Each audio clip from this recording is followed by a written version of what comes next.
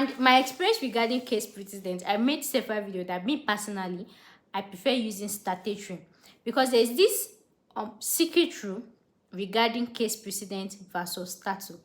And that secret is, let's say there's a High Court Amendment Act 2026, and then there's a case precedent of Supreme Court from, let's say, 20 years ago, right?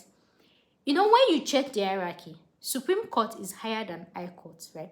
So let's say two people, one cited the Supreme Court's case precedent that was 20 years ago, and then me, I cited the High Court Act that is 2026. Who do you think will win? Right? What do you think will win? Many people will think that, oh, because Supreme is higher, the Supreme person will win. No. The only time that case precedents are binding is if the statute, if the constitution or the statutory law is silent. Did you hear what I said?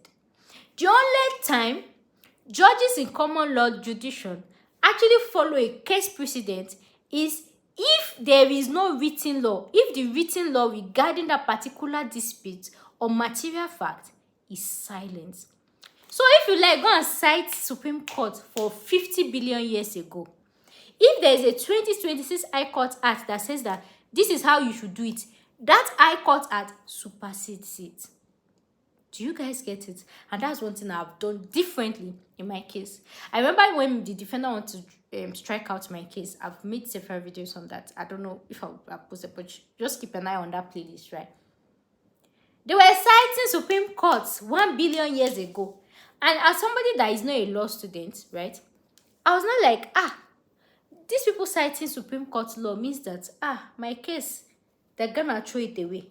That was what I felt then as a medical student, right? I did not know that statutory law is the beam, right? So if your opponent cites like a Supreme Court law or a case precedent, whether 10 years ago, whether 10 billion years ago, for the fact that you are seeing Supreme Court law and then you are seeing High Court Act, in as much as you think, Supreme is higher than High Court, so the judge will follow Supreme. No. The rule is written law first before case precedent. If you check my videos regarding regarding sources of law, you see that when I was explaining it, I arranged it according to hierarchy. So the first law that the judge follows is Constitution. After Constitution, statutory law. And statutory law, it could be High Court Act, it could be anything act, as long as it's statutory. Before we now even talk about common law case precedent.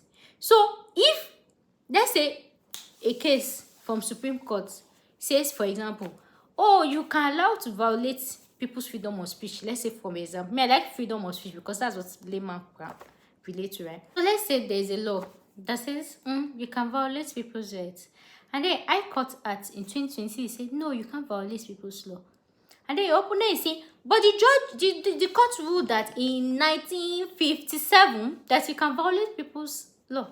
The judge will say, in 2026, the written law states that you cannot violate people's law, and that's what you are going to follow. So, case precedent is only valid when the written law is silent on that case, or if they do not address it.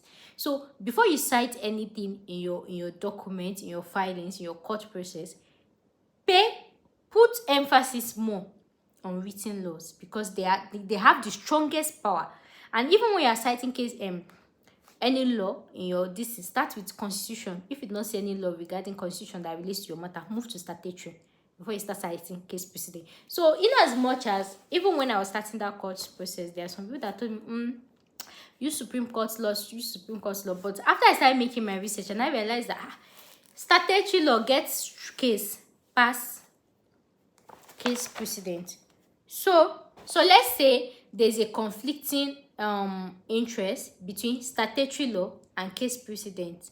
Maybe an opponent cited statutory law, another one cited case precedent, right? Which one do you think will win? With my explanation, the statutory will win. But if the statutory is silent and then the opponent cites case precedent, the case precedent will win. I hope you understand. And then in a case that we have the constitutional law, maybe an opponent cited the constitutional law, and then the other person cited the statutory law. Which one do you think will win? The constitutional law, right? I hope you understand that. So make sure you watch my sources of law. With that one, you'll be able to understand that hierarchy of law, the one that is most important, the ones that are non-negotiable. And you know that case precedent, they are actually interpretation of the judge. For example, freedom of speech is the judge that will say, you self, you're not supposed to talk when you're in lecture. If I take that case to appeal, the judge can say that, don't violate her right, that you say, why didn't you raise your hand? Right? That's why you see some cases, high court, the judge said this, appeal, the judge said this, different thing. Supreme, the judge say, okay, no, it's supposed to be like this, right? Because it's like judge's interpretation.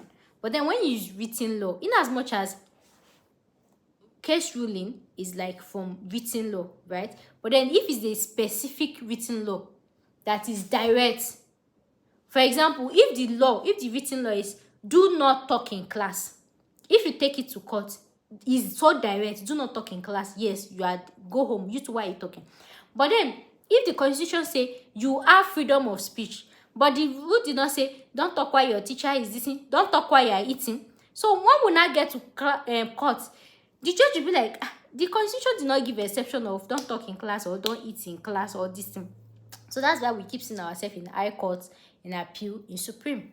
I hope you understand, because the law does not put that particular exception, or the particular law that is there does not directly apply to the case. And that's because the member of parliament did not see it coming, right? Because once they say freedom of speech, they don't expect that a student will go to class and be talking when their lecturer is teaching. But then once they start saying that, it's like people are just going to class and talking while their lecturer is reading, that's when they will not have it. That's why we have amendment at this thing, amendment at this thing, because of new things. I hope you understand that. Yeah. So if this video was helpful, give me a like, give me a share, and I'll see you guys in the next one. Thanks for now. Thanks for watching, and bye for now.